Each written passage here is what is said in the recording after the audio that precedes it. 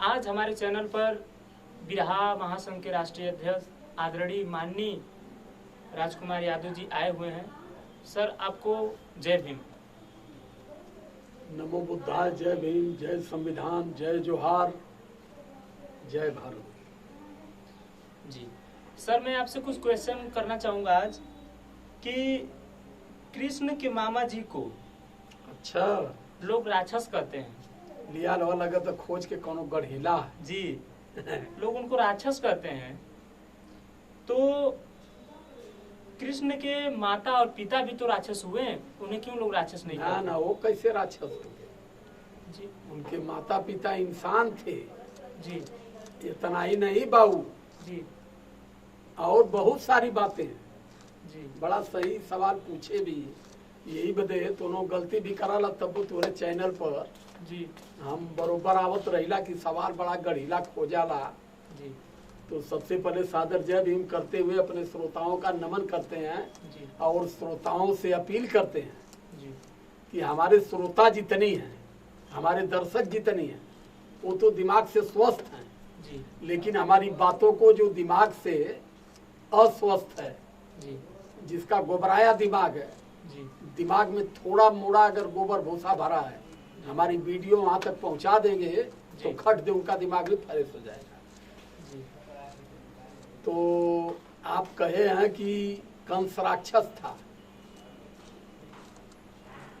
तो उनके बहन अब बहनोई, जी ये कैसे इंसान? जी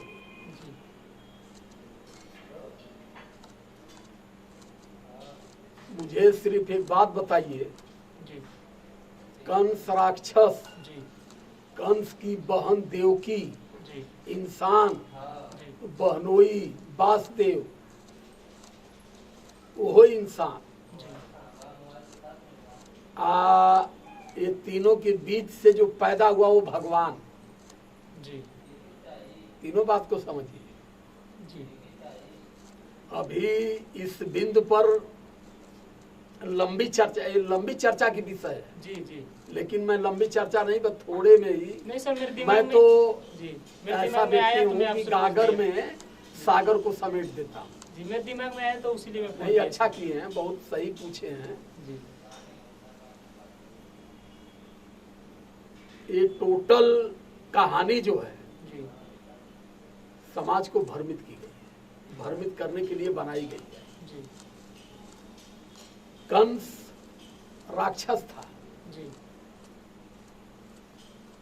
आकाशवाणी हो गई जी कि देवकी के द्वारा 8वां पुत्र पैदा होगा, जी जिसके द्वारा कंस तुम मारे जाओगे।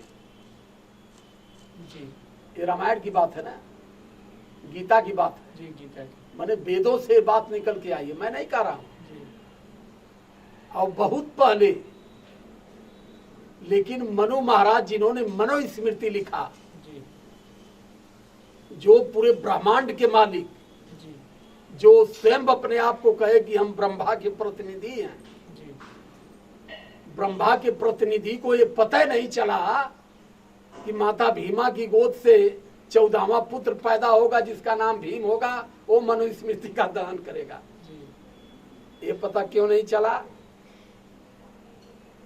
केवल आकाशवाणी कंस क्या हुई, ये दिमाग में भूसा ठेला रहेगा जिसके ना, जी वो इतनी गहराई में नहीं हल पाएगा। अरे मैं तो ये मानता हूं अनुकंपा है तथागत की, और मेरे उस महानायक परम पिता बोधिसत्व बाबा साहब की, जी और मेरे महापुरुषों की, श्रद्धे पेरियार ललई यादव, पेरियार रामास्वामी नायकर, राष्ट्रपिता ज्योतिराव फूले, मानवर कांसीराम साहब को मैं पढ़ा हूँ। जी जो विद्वानों को पढ़ेगा वो विद्वान होगा, जो रामायण पढ़ेगा वो मेघी कीचड़ और कान में ही भरमता रह जाएगा। जी विद्वान बनना है तो विद्वानों को पढ़ना पड़ेगा, विद्वानों का साथ कर देना करना पड़ेगा। जी मैं जब महापुरुषों को पढ़ा तब सत्य का आभास और सत्य ज्ञान मुझे तब मिला, और तब इस दिमाग में तर्क करने की क्षमता उत्पन्न हुई और हर चीजों पर मैंने तर्क करना शुरू किया। बड़ा सही सवाल आपने किया है जी। लेकिन अब फिर यही है, कन्हैया भगवान थे जी। जन्मते ही पहरेदार सो गए, जेल के ताले खुल गए, बारिश थोड़ा सा नम हो गई और जमुना जी पूरा भरी हुई थी, जाते ही उनका चरण छूते हुए जमुना सूख गई। जी।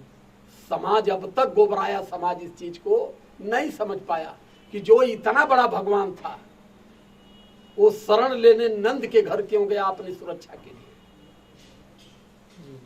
और जब भगवान धीरे धीरे बड़े होते हैं जी। तो हम लोगों के भगवान बना दिए गए कि यादवों के भगवान है कन्हैया। तो यादवों के भगवान के लिए क्या बताए, 1600 पट रानी, जी। 8 गो चित्त रानी। जी।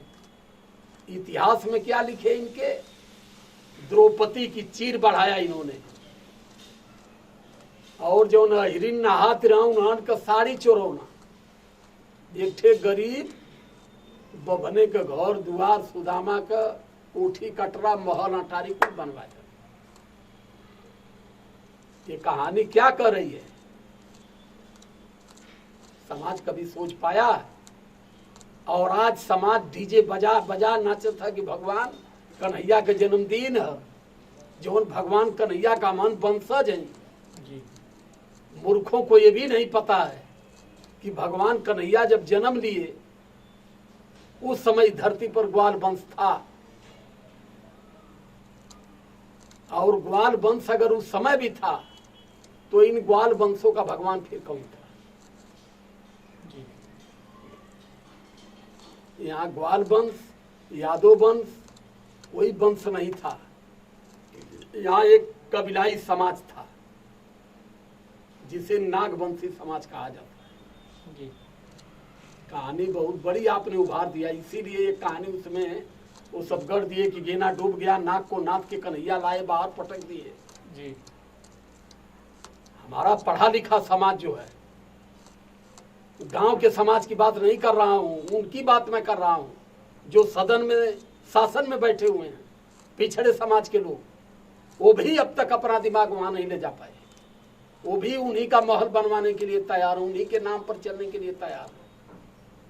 जो सीएम इस समाज का है, जो डीएम इस समाज का, जो पीएम इस समाज का है, जो एमपी एमएलए इस समाज का है, वो भी आदर्श मानता कि हम कन्हैया के वंशज हैं। जी। अगर आप कन्हैया के वंशज हो तो कन्हैया के पहले ग्वाल वंश कहाँ से आया, और उस समय ग्वाल वंशों का भगवान कौन था? जी। मैंने ऋग्वेद का अध्ययन किया, उस कॉपी को मैं निकाल के फोटो कॉपी करके रखा। उस समय लिखा हुआ है कि जो ओरिजिनल कृष्ण थे, इंद्र नाम का ब्राह्मण, जिसे इंद्र भगवान ये लोग कहते हैं, इंद्र नाम का ब्राह्मण उनकी हत्या किया, पेड़ में बांध करके उल्टा लटका करके नीचे से आग लगा करके जला जला के धीरे धीरे जलाया और पूरी खाल को उतारा। कृष्ण जी को। कृष्ण जी को। जी। जो ओरिजिनल कृष्ण थे उनकी तो हत्या कर दिया इंद्र ने। जी। फिर जब यादवों का ब्राह्मणीकरण हुआ तो फर्जी कृष्ण पैदा करते हैं। जेल में पैदा हुए, गोकुल में पले, मथुरा में ये किए तो वहाँ वो किए, तो फिर महाभारत रचाए, फिर एक कपोल कहानी यहाँ गढ़ी गई।